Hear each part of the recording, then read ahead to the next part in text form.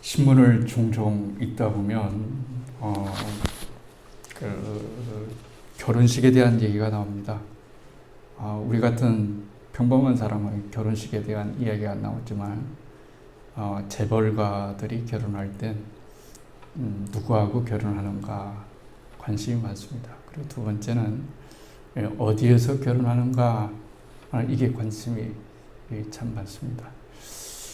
엊그제 신문을 쭉 보니까 계속해서 그런 기사가 나오더라고요. 왜 현대가는 정주현 씨가 일구어놓았던 그 재벌 집들을 현대가라고 하죠. 또 삼성가라고도 하고 그렇습니다. 왜 정동 제1감리교회에서 결혼식을 할까 이런 부제를 달아놓으면서 그냥 이야기처럼 기사가 났더라고요. 정동 제1감리교회는 우리나라에서 가장 먼저 세워진 교회 중에 하나입니다. 정동에 있습니다. 큰 교회 아닙니다. 그리고 문화재도 거기에 있습니다. 현대 정주영 씨가 그 부인이 신앙이 변중성 씨죠. 신앙이 굉장히 깊었고 또 정동제일교회를 건축할 때에 현대가에서 또 많은 지원을 했습니다. 정주현 씨가 돈 버는 데는 탁월하지 않습니까? 그렇죠. 그런데 자꾸 하실 때에 유언처럼 남겼던 말이 바로 그건데요. 앞으로 우리 현대가는 결혼식을 후손들이 했을 때는 정동제일교회에서 했으면 참 좋겠다. 이렇게 유언을 하고 돌아가셨답니다. 그래서 그 후손들이 이제 계속해서 이제 정동제일교회에서 결혼식을 올리게 됩니다. 저는 그런 걸 생각해 보았어요. 정종 씨가 믿음이 좋은 사람은 아닙니다. 그냥 나중에 다녔겠죠. 그런데 왜 결혼식을 할 때 재벌인데 그렇게 많은 장소를 놔두고 왜 교회에서 정동제일교회에서 결혼식을 하라고 했을까 했을 때 그가 이런저런 인생을 살아보았을 때 인생의 기반이 되는 것, 또 중요한 터닝 포인트가 결혼식이기 때문에 그렇다고 생각합니다. 사람은 태어나서 세 가지의 일생을 겪게 되는데요. 태어남, 그다음에 다시 결혼, 그리고 죽음. 이런 것들은 우리 일생에서 빼놓을 수 없는 중요한 일들이다. 이렇게 말을 할 수가 있습니다.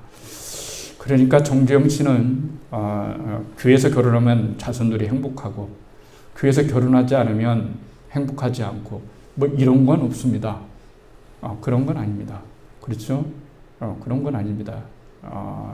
그 의미를 이제 나름대로 찾으려고 후손들에게 신앙의 중요성이 있다든지 그리고 또 살아가는 것에 기초를 어디에 두어야 될 것인가 하는 것들에 대한 기본적인 열망을 해 놓았기 때문에 여러분 그렇습니다. 트루키에 이름이 바꿔가지고요. 저도 트루키에 생소했었는데요. 터키죠. 아까 우리 권사님 기도한 대로 터키 지진이 일어났습니다. 지진이 일어나서 많은 사람이 죽었습니다. 동경 대지진 이후에 가장 인간의 비극이라고 할 수 있을 만큼 굉장히 큰 지진이 일어나서 많은 사람이 죽었거나 또 죽어가고 있거나 또 어려움 가운데 빠져 있는 것을 알 수가 있습니다. 강도는 7.8입니다. 7.8 굉장한 지진이죠. 굉장한 지진입니다. 7.8이 그런데 우리는 일본이라고 하는 곳도 지진이 많이 일어나죠. 그렇죠. 지진이 많이 일어나는데 보통 지진 설계를 잘해야 준공검사를 받는 나라도 있습니다. 일본과 같은 나라는 그러겠죠. 우리나라도 내진 설계를 기본적으로는 하게끔 아마 돼 있을 겁니다. 그런데 큰 지진이 일어나면 속수무책입니다. 그러니까 집을 지을 때의 중요한 것은 기초입니다. 지진이 7.8, 8 이렇게 돼도 절대로 무너지지 않는 집을 짓기 위해서는 거기에 많은 자원과 또 수고와 또 물질이 들어가기 때문에 그렇게 짓는 경우는 별로 없습니다. 우리 교회 지을 때도 마찬가지라고 말씀을 드렸습니다. 돈 없고 경비를 최대한으로 아껴야 되기 때문에 건축하는 데 신경을 좀 많이 썼습니다. 작은 건물이지만 특히 기초에 들어가는 일에 신경을 굉장히 많이 썼습니다. 지금은 그런 부실한 것이 좀 사라졌는지 모르지만 20, 30년 전만 하더라도 오래전만 하더라도 건물을 지게 되면은 업자들이 이 단가를 싸게 하기 위해서 부실 자재를 사용한다든지 아니면은 철근을 굵기를 가늘게 한다든지 여러 방법으로 수익을 내려고 했습니다. 그렇게 하면은 집은 멀쩡히 지어집니다. 집은 멀쩡히 지어져요. 그런데 집은 멀쩡히 지어지는데 나중에 지진이 일어난다든지 또 어떤 부실이 드러난다든지 하게 되면 굉장히 어려움을 겪는 경우가 참 많습니다. 한 번은 제가 없는 사이에 기초를 다 해놨더라고요. 이렇게 철근을 해놔서 보니까 굵기가 굉장히 얇아요. 그렇게 해서는 안 되겠더라고요. 그래서 업자하고 굉장히 다툼했을 때가 있었습니다. 이 철근을 다 걷어내고 새롭게 설계도에 맞는 그런 철근의 두께 그리고 기둥도 거기에 맞게 그렇게 해달라고 했습니다. 결국은 제 뜻이 관철이 되어서 정상에 맞는 기초를 할 수 있게 되었습니다. 만약에 정상에 맞는 설계나 건축을 하지 못하면 나중에 굉장히 지진이 일어날 때 어려움을 겪게 됩니다. 그래서 인생에 있어서 기초가 중요한데 기초를 어디다 두느냐 하는 것이 굉장히 중요하다고 말할 수가 있습니다. 건물만 기초가 필요하겠습니까? 인생도 기초가 필요합니다. 인생의 기초가 굉장히 중요하다는 사실을 알지만은 사실은 인생을 살아갈 때 부실공사하는 경우가 참 많습니다. 기초는 절로 보이지 않는 거 아니겠습니까? 우리 옆집에 한 1년을 넘게 건물을 지은 것 같아요. 건물을 1년 넘게 지은 것 같아요. 그렇다고 해서 뭐 기초를 아주 깊게 파가지고 또 뭐 그렇게 하려고 한 것은 아니고 아무튼 그 주인의 여러 가지 상황이 있었겠죠. 아무튼 옆집인 우리 교회도 뭐 자재들이 막 널려져 있고 쓰레기가 널려져 있고 참 어지러운 1년을 보냈는데 이제 거의 완성이 되어서 세를 내어주고 또 판매도 하고 아마 그런다고 합니다. 제가 이렇게 말씀을 드렸던 이유는 뭐냐면은 주님께서 오늘 우리들에게도 말씀을 하셨습니다. 뭐라고 말씀하셨냐면 너희들도 신앙의 집을 짓고 인생의 집을 지을 때 진짜로 중요한 것이 무엇이냐라고 말했을 때 그게 기초다 하는 거예요. 근데 기초는 사람이 별로 중요하게 여기지를 않습니다. 그리고 기초는 볼 수가 없습니다. 사람이 여러분 집 들어가는데 집 지고 사서 들어가는데 여러분들이 딱 들어갔을 때 인테리어 잘 된 거 이거 보고 들어가지 설계 듣고 나서 이 집 설계도면에 여기 기초를 좀 봅시다. 기초는 어떻게 나왔는데 좀 봅시다. 이렇게 볼 수도 한번 기초를 하면 볼 수도 없을 뿐더러 또 기초를 확인하고 집에 들어가는 경우가 거의 없습니다. 그런데 시간이 지나면 잘못된 기초가 허술하게 되거나 기초가 잘못되게 되어지면은 집이 삐뚤어진 현상이 일어나고 또 성수대교처럼 무너지게 되는 것이 되어지고 삼풍백화점처럼 무너졌을 때 그때는 이루 말할 수 없는 그런 희생이 손해가 따르기 때문에 주님은 우리들에게 말씀하시기를 인생에는 기초가 중요하다라고 하는 거예요. 인생에는 기초가 중요하다 하는 겁니다. 사람은 저마다 인생의 기초를 가지고 살아갑니다. 그리고 그 기초 위에 인생의 집을 짓습니다. 어떤 사람은 그것이 돈일 수 있고요. 어떤 사람은 명성일 수도 있고 명예일 수도 있고 과학일 수도 있고 지성일 수도 있고 권력일 수도 있습니다. 그런데 그러한 것들은 우리 인생의 집을 지을 때 또 신앙의 집을 지을 때 참다운 기초가 되지를 못한다라고 하는 것이 성경의 진단이다 이렇게 말씀하셨습니다. 그러면은 우리는 어떤 분이냐? 오늘 설교 제목이 지난주도 여러분에게 열거를 했지만 오늘은 제 제목이 우리의 기초이신 그리스도 이외입니다. 여기서 중요한 것은 기초입니다. 우리의 기초이신 그랬죠? 그리스도 이외. 그러니까 우리는 인생을 집을 짓는 데 있어서 기초를 누구에게다가 두느냐라고 했을 때 우리의 기초이신 예수님께 기초를 두는 거예요. 그리고 그 기초 위에 우리의 인생을 쌓아나가는 겁니다. 인생의 집을 쌓아나가는 거예요. 그런데 우리의 인생의 기초가 부실하거나 기초가 잘못되어지면 어떤 현상이 일어날까요? 인생의 흔들림이 있을 때에 그렇죠. 인생을 살아가다 보면은 땅만 지진이 일어나는 것이 아니라 우리의 영혼에도 지진이 생깁니다.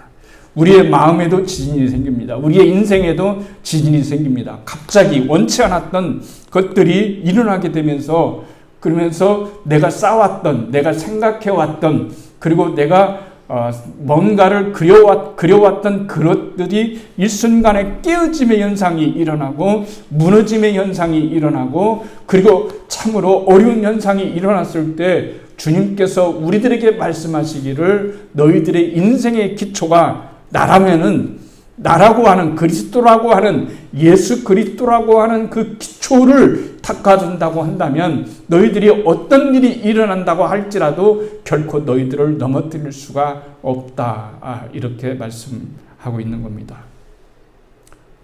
저희 집에서 일주일에 한 번씩 성경 공부를 가족들이 합니다. 가족들이 일주일에 한 번 금요일 날 모여서 저녁에 모여서 합니다. 그래서 토의 시간을 많이 갖습니다. 그래서 어저께 지난주는 어저께 했는데요. 지난주 것은 어저께 했습니다. 그러면서 제가 한 말씀 중에 이런 말을 했습니다. 사탄은 우리들을 넘어뜨리려고 한다. 그렇죠? 어떻게든지 우리의 약점을 잘 알고 있습니다. 우리 인생을 무너뜨리려고 합니다. 우리의 신앙을 흔들어 뒀습니다. 틈만 있다고 한다면 어떻게든지 무너뜨리려고 하고 있습니다. 그때 중요한 것이 무엇이냐? 사탄이 결코 무너뜨릴 수 없는 기초는 무엇이냐? 사탄이 절대로 이길 수 없는 것 한 가지가 있는데 그것은 뭐냐? 사랑이다. 사랑입니다. 사랑은 절대적으로 사탄이 이길 수가 없습니다. 하나님이 우리를 사랑하신다는 것 사탄이 끊을 수가 없습니다. 우리가 하나님을 사랑한다는 것 이것도 사탄이 절대로 끊을 수가 없는 일입니다. 그렇기 때문에 우리에게 있어서 정말로 중요한 것은 기초가 잘 쌓여지는 거예요. 어떤 일이 있을 때 어떤 상황이 벌어질 때에 하나님이 나를 사랑하신다.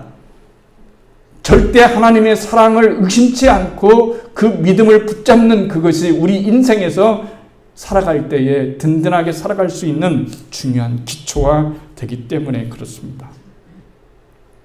로마서 9장 33절에는 이렇게 나옵니다. 보아라, 내가 시온에 부딪히는 돌과 걸려 넘어지는 바위를 둔다.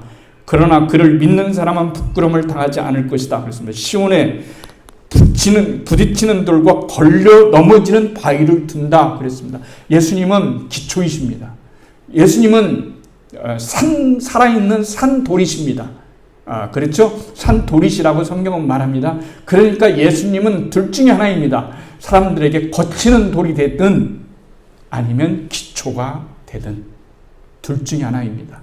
예수님은 어떤 사람에게는 인생의 반석이 되어지는 기초가 되지만은 어떤 사람에게는 걸려 넘어지는 그런 걸림돌이 되는 것이 바로 예수 그리스도의 모습이다. 이렇게 말할 수가 있습니다. 그러니까 유대인들에게 있어서 예수님은 기초돌이 아니고 걸림돌이 된 겁니다. 왜 걸림돌이 되는 걸까요?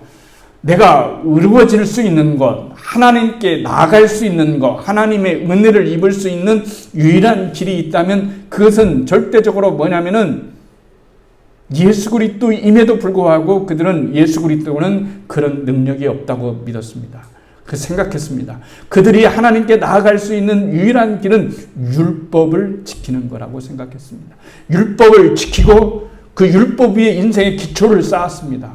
그래서 여러분 항상 입에도 율법, 살아갈 때도 율법 지켜야지, 율법 지켰다, 율법 못 지켰다, 율법을 지켰으니 내가 오늘은 의로워졌다, 내가 이 정도의 율법을 100가지는 지킨다, 저 사람은 200가지를 지킨다, 이런 것들을 통해서 그 사람들은 의로워지려고 했지만 예수님이 오셔서 단번에 그 모든 것들을 여러분 헐어버렸어요. 율법으로서는 되는 것이 아니다.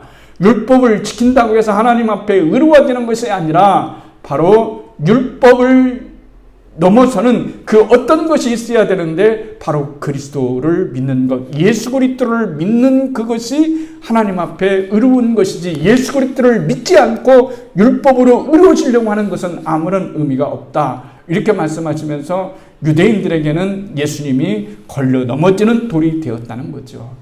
그렇지 않겠습니까? 걸려 넘어지는 것이라고 말할 수가 있습니다.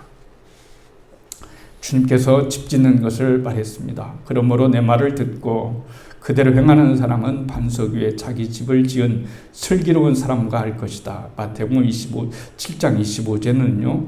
비가 내리고 홍수가 나고 바람이 불어서 그 집에 들이쳤지만 무너지지 않았다. 그 집을 반석 위에 세웠기 때문이다. 마태복음 7장 26절. 그러나 나의 이 말을 듣고서 그대로 행하지 않는 사람은 모래 위에 집을 지은 어리석은 사람과 같다고 할 것이다. 27절 비가 내리고 홍수가 나고 바람이 불어서 그 집이 들이치니 무너졌다. 그리고 그 무너짐이 엄청났다라고 하는 겁니다. 보세요. 집이 지어졌습니다. 다 똑같아요. 그 집과 우리 집이 다 똑같습니다. 반석 위를 기초를 잘 닦은 집과 기초를 허술하게 하는 집이 들어갔을 때는 전혀 티가 나지 않습니다. 인테리어도 똑같습니다. 문짝도 똑같습니다. 방도 구조도 똑같습니다. 싱크대도 똑같습니다. 천장도 여러분 똑같습니다. 그런데 어느 때 문제가 생기는 걸까요? 인생에는 어떤 바람이 불 때가 있다. 인생에 고난이 넘칠 때가 있다. 이때 내 인생의 기초를, 신앙의 기초를 어디다 두었는지를 우리가 알아야 된다라고 하는 거예요. 그래서 하나님은 우리의 인생을 시험하시는 겁니다. 기초를 더 든든하게 할 수 있기 위해서 내 자신이 부족한 것이 무엇인가를 여러분 시험 보기 전에는 결코 알 수가 없는 겁니다. 내가 어떤 것에 약점이 있는지를 보완할 수 있는 유일한 길이 있다면 그것은 시험을 치료했을 때입니다. 그러니까 하나님께서도 우리 인생을 살아가면서 신앙을 견고하고 믿음을 견고하게 하고 구원을 견고하게 하기 위해서 하시는 일이 무엇이냐면 우리의 믿음을 시험을 하는 경우가 있다라고 하는 겁니다. 여러분 수능을 본다고 해서 수능 출제자들이 욕먹는 건 아니잖아요. 잘못 출제했을 때는 욕먹지만 그따위식 수능을 누가 만들어냈는지 그럼 어떻게 아이들을 구별할 수 있겠습니까? 어떻게 여러분 대학 분배를 해야 되는데 어떻게 해야 될까요? 체력장으로 해야 될까요? 빨리 가주는 사람 뭘로 해야 될까요? 일정 기간 어떤 시험이 있어야 됩니다. 그러니까 시험 자체는 사람들이 말하지 않습니다. 인생도 마찬가지입니다. 출제자는 하나님이시기 때문에 하나님이 굉장히 출제를 여러 가지를 나를 향해서 했을 때에 그 출제의 근본적인 목적은 뭐냐면 너의 기초를 어디다 두느냐 하는 것을 물어보는 거예요. 너의 인생의 기초를 어디다 두느냐, 하나님께 두느냐, 사람에게 두느냐, 그것을 따지면 주님은 아시면서 너의 인생이 신앙의 뿌리를 진정으로 깊게 내리고 또 내려서 하나님 앞에 나아간다면 우리 인생이 온전하게 될 거라고 하는 것을 우리들에게 말해주는 거예요. 제가 이 말을 들 때가 많이 있잖아요. 어디 가서도 그 얘기는 될 수 있으면 꼭 합니다. 실제로 저번에도 한번 말씀을 드렸지만 미국에 이민 목회를 하는 경우가 있잖아요. 이민을 어떤 젊은 부부가 가서 미국 땅에서 서로 만났습니다. 결혼했습니다. 너무너무나 서로 사랑했어요. 사랑했습니다. 남편도 아내를 사랑하고 아내도 남편을 사랑하고 신혼인데 얼마나 더 기쁘겠어요. 굉장히 기쁘잖아요. 행복하게 살았어요. 그런데 3년쯤에 됐을 때 남편이 교통사고로 죽게 되었습니다. 아내에게는 청천벽력과 같은 일이죠. 믿기지가 않아요. 그런데 장례식은 해야 됩니다. 그런데 자기 멀쩡하게 얼마 전까지도 살았던 남편이 관 속에 들어가서 냉동실에 있다는 것이 믿어지지가 않습니다. 장례가 장례되지를 않아요. 여러분, 하관 예배를 드리는데 이 여인이 자기의 아내 남편의 관을 움켜쥐면서 절대로 땅속에다 못 묻는다. 나랑 같이 묻어라. 이렇게 합니다. 목사님이 가서 자매님 천국에 가셨어요. 천국에서 다시 만나면 됩니다. 뭔 위로가 되겠어요? 여러분 그렇잖아요. 그런 것이 의미가 될 수 없을 때가 많아요. 솔직히. 여러분 지금 내 남편이 죽었는데 천국에 지금 갑자기 천국에서 그건 나중에 일이고 사람이 그렇게 이루되는 게 아니에요. 여러분 다 그냥 믿음의 말이라고 해서 다 이루가 되는 건 솔직히 아니잖아요. 우리 터놓고 얘기하면 그렇잖아요. 깨달음이 있어야 되는 거예요. 본인에게. 그리고 기다려줘야 되는 거예요. 그렇죠? 목사님이 아무리 해도 되지를 않아요. 그런데 딱 권사님 한 분, 나이 드신 권사님이 가서 얘기했다고 그랬잖아요. 이건 진짜 일어났던 일입니다. 꼭 그런 타입으로는 아니지만 좀 뭐 첨가하고 뭐 이런 건 있겠지만은 딱 가서 귀에다 대고 딱 한마디 했다고 그러잖아요. 그랬더니 이 여자가 관을 내주더래요. 뭡니까? 이렇게 얘기했다고 하잖아요. 저는 왜 이렇게 그 여자의 권사님이 화끈하게 얘기하는지 이렇게 야 인년아 너는 3년 살았지 나는 6개월 살았어 이러니까 딱 놔주더래요. 3년짜리하고 6개월짜리하고 차이가 있고 나 6개월 살았어도 이렇게 멀쩡해 야 인년아 그것 가지고 네가 지금 그럴 때가 아니야 이러잖아요. 그러니까 여러분 인생을 살아가면서 기초가 될 수 있는 것은 그 어떤 것도 이 세상에는 없어요. 우리가 진정으로 기초가 되었던 것은 예수 그리스도라고 하는 그 기초의 믿음 안에서만 모든 것들이 해결될 수 있고 해석될 수가 있는 거예요. 예수님이 없으면 우리의 반석이 되지 않으면 나머지는 해석이 안 되는 거예요. 왜 해석이 안 돼요? 왜? 의미가 없으니까. 어떤 것이 되어지지를 않아요. 이게 우리들에게 인생을 살아가는 것 중에 하나라고 말을 할 수가 있습니다. 주님이 길이다, 진리다, 생명이다, 평안이다, 영생이다 이렇게 얘기해도 들어올지가 않아요. 그럼 목사인 저는 어떨까요? 날마다 기쁠까요? 저도 시험 될 때가 있죠. 너무 막 힘들고 너무 인생의 어두운 밤, 영혼의 밤을 지나는 것 같아요. 캄캄하고 하나님이 왜 이렇게 나를 내버려 두시나? 왜 하나님이 좀 역사하시지 않나? 하는 이런 생각이 들 때가 많이 있단 말이에요. 그렇지만은 시간이 지나면은 하나님의 은혜의 빛이 내 심장을, 내 영혼을 비추면서 다시 소생할 수 있는 은혜를 주시기 때문에 우리가 그 은혜로 말미암아 여러분 살아가는 거예요. 우리 인생의 기초는 예수님이기 때문에 그런 거예요. 예수님. 왜 예수님인가 하는 것을 알기 위해서는 우리에게 시험이 필요하단 말입니다. 시험이 없으면 그 의미를 진짜 찾을 수가 없어요. 그 한 단계를 넘어뜨면 진짜 또 하나의 한 단계가 우리를 기다리고 있지만 우리를 더 온전케 하게 되어지는, 그랬죠. 우리 기쁨이 이름을 제가 지었습니다. 성경을 보면 사랑과 희락과 화평과 오래 참음과 자비와 양성과 충성과 은혜와 절제, 성령의 8가지 열매 중에 희락을, 다른 말로 말하면 강희락이에요. 그렇죠? 강희락, 강기쁨 같은 말입니다. 그렇습니다. 근데 이게 굉장히 중요한 말이에요. 무슨 말이냐면 내 이름이 기쁨이라고 해서 항상 기쁘지는 않단 말입니다. 그런데 이런 건 있습니다. 항상 기쁘지 않는다 할지라도 내가 기쁨이 어제보다는 오늘이 더 강도가 더 두꺼워지고 또 이 기쁨의 능력이 좀 더 커졌다면 우리의 신앙은 지금 잘 연결어가고 있는 겁니다. 그런데 내가 가지고 있는 이 기쁨이라고 하는 이것이 어떤 사건이나 어떤 일을 부딪혔을 때 그 기쁨이 힘을 못 쓰면 어떻게 해야 되는 걸까요? 힘을 쓰도록 다시 이 기쁨을 성장시켜야 되는 거예요. 네, 성장시켜야 되는 겁니다. 여러분들이 성장시켜야 될 덕목들이 있는 거예요.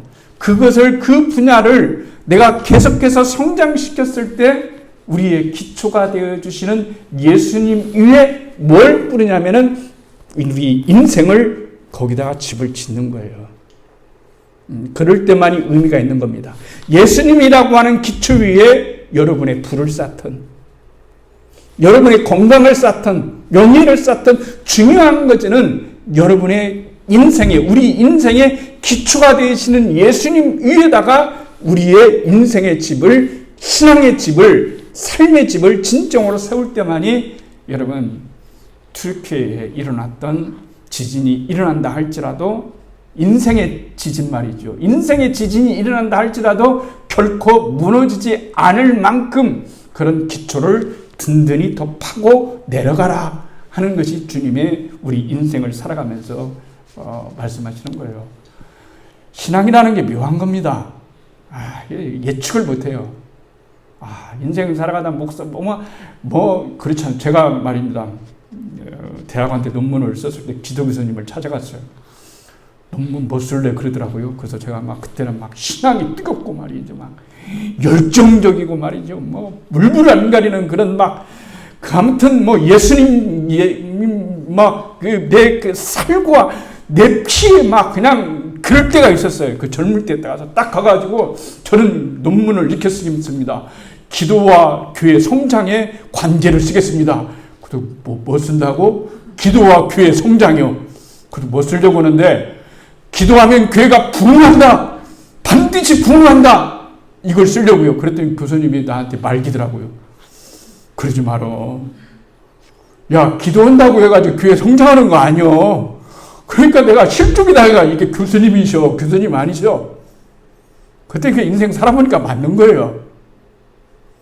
기도한다고 해서 모든 것들이 다 이루어진다고 한다면 그 미신이 돼버리는 거죠. 그런데 이상하게 기도하는데도 안 되는 것이 있더란 말입니다. 솔직히. 기도하는데도 안 되는 것이 있더란 말이에요. 그게 솔직한 표현인 거예요. 그렇다고 해서 기를 때려치자는 얘기 주님은 아니겠죠. 더 중요한 걸 만나라. 네가 초월하고 교회 성장을 위해서 기도하는 대신에 영적 성장이 있을 것이다. 그리고 더 중요한 것, 하나님을 기초 삼을 것이다. 예수 그리스도를 기초 삼으실 것이다라고 하는 그 은혜를 우리에게 주신다라고 하는 거예요. 그렇죠? 이 생에서는 지혜와 어리석은 자가 나누어집니다. 지혜로운 자, 어리석은 자. 주님 그러잖아요. 반석 위에 지은 집은 사람은 어리석은 지혜로운 자. 그렇죠?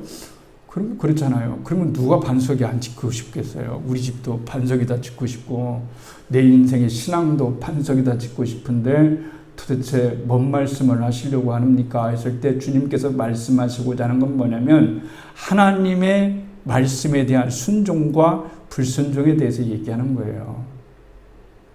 하나님 말씀을 끝까지 네가 믿고 나가는 자는 결코 네 인생의 기초가 흔들리지 않는다면 그 기초 위에 놀라운 집을 지어도 어떤 일이 일어나도 결코 흔들리지 않을 것이다 라고 하는 겁니다. 그런데 내세에서는 생존과 심판의 차이가 드러나게 되는 거죠. 차라리 여기에서 시험 보는 게 훨씬 낫지. 죽고 난 다음에 하나님 앞에 섰을 때는 이미 모든 것들이 게임 오버가 돼서 다 끝난 상태이기 때문에 어떤 것도 없기 때문에 그렇습니다. 주님께서 베드로에게 그랬습니다. 베드로야, 너는 나를 누구라고 생각하느냐? 주는 그리스도시요 살아계신 하나님의 아들입니다. 예수님 되게 기뻐하시면서 그것이 반석이다. 예수는 그리스도시요 하나님의 아들이다. 네가 믿는 하나님은 어떤 하나님이냐? 그리스도시요 하나님의 아들입니다라고 하는 이 반석 위에 내가 내 교회를 세우겠다는 거예요. 여러분. 그러니까 여러분들은 교회잖아요. 우리가 이 건물이 교회가 아니고 우리가 교회인데 하나님이 우리를 세우실 때는 어떤 교회냐? 그 고백에 대한 반석 위에 세우는 거예요.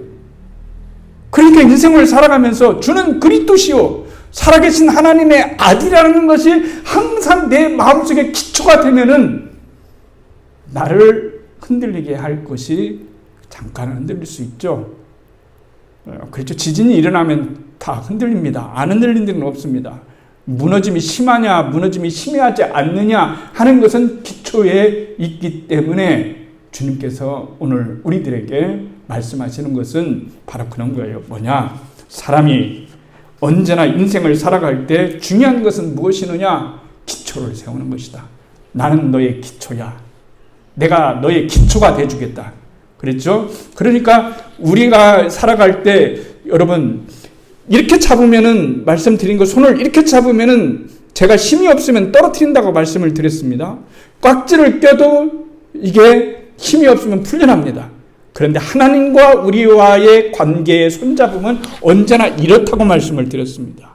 그래서 이 손이 내 손이 이렇게 놓아진다 할지라도 하나님의 이 묵직한 손이 하나님의 이 권능의 손이 나를 붙잡고 있기 때문에 내가 너무 힘들고 지쳐서 주님을 못 잡고 있을 때에도 주님이 나를 붙잡아 주시는 거예요. 그래서 우리는 여기까지 왔어요. 주님이 붙잡아 주시니까 저도 목회 30년을 여기까지 왔고 여러분도 여기까지 온 것은 주님이 절대적으로 나를 붙잡아 주셨기 때문에 여러분 그런 거예요. 그것을 믿는 것이 뭐냐면은 바로 주님이 나의 기초가 되어주신다. 흔들림이 없다 하는 말은 안 흔들린다는 얘기가 아니라 목사님 저도 흔들릴 때가 있는 거예요. 여러분도 흔들릴 때가 있고 그러나 중요한 것은 뭐냐면 우리의 인생에 무엇인가를 쌓을 때마다 어떻게 쌓아야 되냐면은 예수님이 나의 기초가 되시면 되는 거예요. 주님이 나 같은 존재를 위해서 죽으셨다는데 여러분 그게 안 놀라집니까? 그것이 우리들의 여러분 그래서 우리를 죄 지는 거예요. 제가 저걸 쓰면서 우리 갔다 온 얘기를 했어요. 아이들하고 19년도에 그랜드 캐니언을 갔다 온 얘기를 했습니다. 그 전에 20년 전에 부목사 시절 때 청년들하고 또 갔다 왔죠. 정말 제가 미국에 간다면은 그랜드 캐니언을 다시 오리라 이렇게 내 마음속에 약속을 했기 때문에 아이들과 함께 두 번째 그랜드 캐니언에 갔는데 가슴이 막 콩당콩당 뛰는 거예요. 그걸 다시 보려고 생각하니까 말이에요. 그런데 솔직히 말하면 가가지고 별로 감동 없더라고요. 두 번째 가는 게 감동 없어요. 별로. 옛날 잊어먹었던 뭐 한번 찾는 것처럼 별로 감동이 없어요. 10번 가면 어떻게 될까요? 니네들만 갔다 와. 이렇게 되는 거죠. 난 안 내리고 지금부터 시간 1시간 줄 테니까 돌다 와. 이러고 이제 저는 안 가요. 왜요? 이미 감동이 사라졌는데 뭘 가서 또 보겠어요. 신앙은 의지적인 겁니다. 여러분, 항상 감정적인 것만 내가 맡기기에는 신앙은 너무 큰 거예요. 어떻게 맨날 예수님 보면 눈물이 펑펑 쏟아지고 예수님은 막 감격 있게 있겠어요. 의지적인 믿음이 필요한 거예요. 그러니까 여러분을 불러서 한번 주일날 나와서 예배 드리고 다시 힘을 얻게 하는 것은 뭐냐면 우리의 의지적인 것들이 너무 크기 때문에 그런 거예요. 의지적인 믿음이 우리를 살아가게 만들어요. 찬송가 488장에 그렇잖아요. 이 몸의 소망 무엇인가? 우리 주 예수뿐일세. 우리 주 예수밖에는 믿을 리 아주 없도다. 무섭게 반응 부는 밤 물결이 높이 설릴 때 우리 주 크신 은혜의 소망에 닿을 줄이라. 세상에 믿던 모든 것 끊어질 그날 되어도 구주의 언약 믿사와 내 소망도 크리라. 바라던 천국 올라가 하나님 앞에 배울 때 구주의 의를 힘입어 어여치 서리라. 주 나의 반석이시니 그 위에 내가 서리라. 그런 거 우리에는 소망이 있다는 얘기예요. 이 땅에 살아갈 때 주님이 나와 내 눈물과 내 고통과 내 발걸음에 함께 해주시고 내 기도를 묵묵히 들어주시며 함께 하신다는 자체가 하나님의 은혜요. 내가 또 장차 이 세상과는 비교할 수 없는 곳에 갈 수 있다는 것이 오늘 내가 기쁨을 누릴 수 있는 이유 중에 하나인 거예요. 아시죠? 우리 이 몸의 소망 무엇인가 우리 같이 부르도록 하겠습니다.